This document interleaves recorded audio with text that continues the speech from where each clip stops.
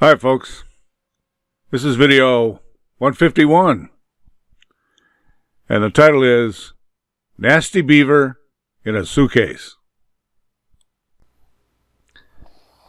This is a story about damage to property. This time it's about a big old 60-pound beaver. I received a call about beaver problems at a residence on Whippoorwill Hollow Road. I haven't been on Whippoorwill Hollow Road for a while. I'm assuming that it is still a dirt road. This road swings down and parallels the east side of Lake Carey. I drove to the site and the landowner came out to talk. It seemed that the beaver had consumed all his normal food around the pond. Instead of moving on to a new area, this beaver acquired a taste for trees in the owner's apple orchard. The edge of the water was not far from well-groomed ground and shaped trees. These trees were also a source of income for the owner. He requested that I remove the dam, which was about 100 yards away. I figured that was worth a try because of the lack of normal beaver food. He might leave. I told the complainant that I would give it a try. I moved my truck to the dam and got out my grappling hook. The grappler had long prongs, and I had 100 feet of strong rope tied to it. I figured I would just start in the middle and work my way back to the truck. I was going to pull the rope with the truck.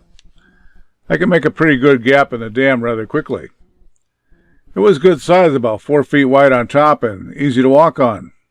Water was about 10 feet deep.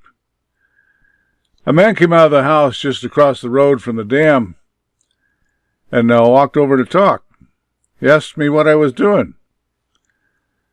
I explained the beaver problem and possible solution of removing the dam might easily solve the problem. The new fellow I was talking to said, there's one thing wrong with that. I own the land the dam is on, and I want it to stay. Oh boy, almost got into a neighbor feud. The complainant neglected to tell me he didn't own the dam. I drove back to his house and let him politely know I was not amused.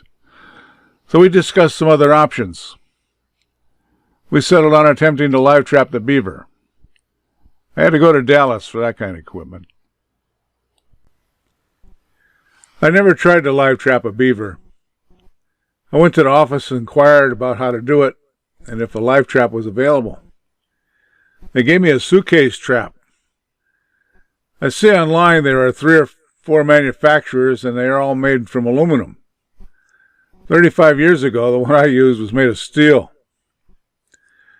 When it closed side to side, was about 12 inches or so. It was square framed. It was at least 3 by 3, but may have been more than that.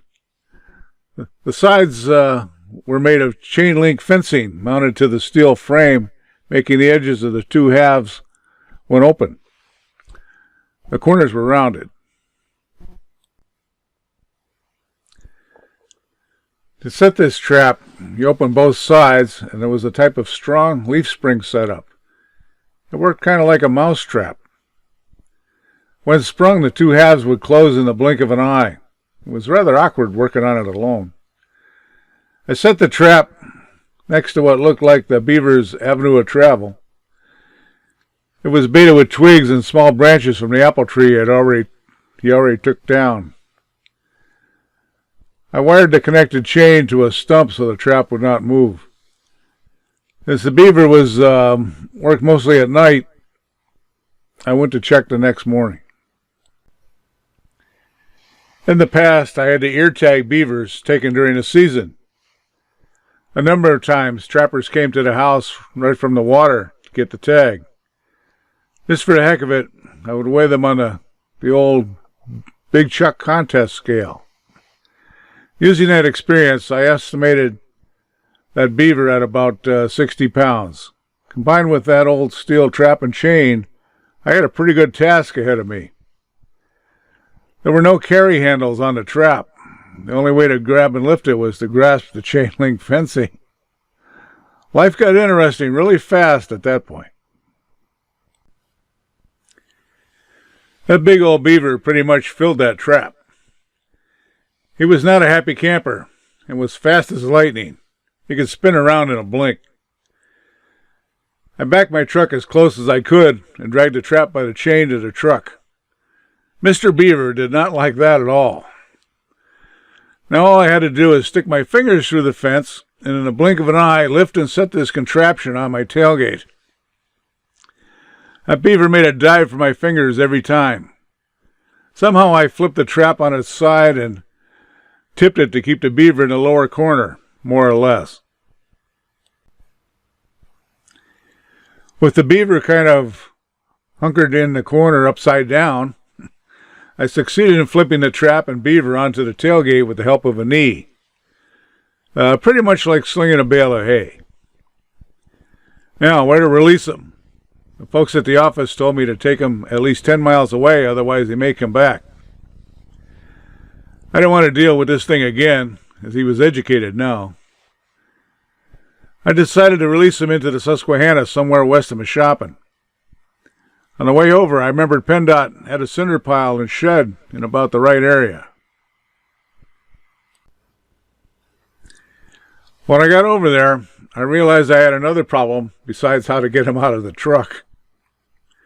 There was nothing to hold one half of the trap down while I opened the top half to let the beaver free. I looked in my truck and found a tire iron. The beaver wouldn't like it, but I didn't have much choice. I grabbed the trap and just flipped it out of the truck onto the ground. I grabbed the chain and dragged it to the edge of the grass.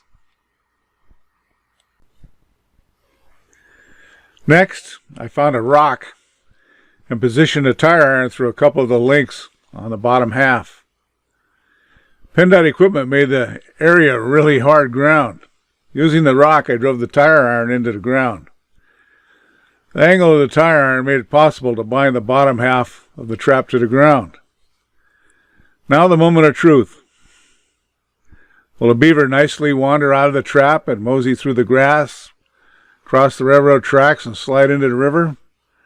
Or charge around the trap and chew on my leg? Well, he hopped out, looked at me, and headed to the river.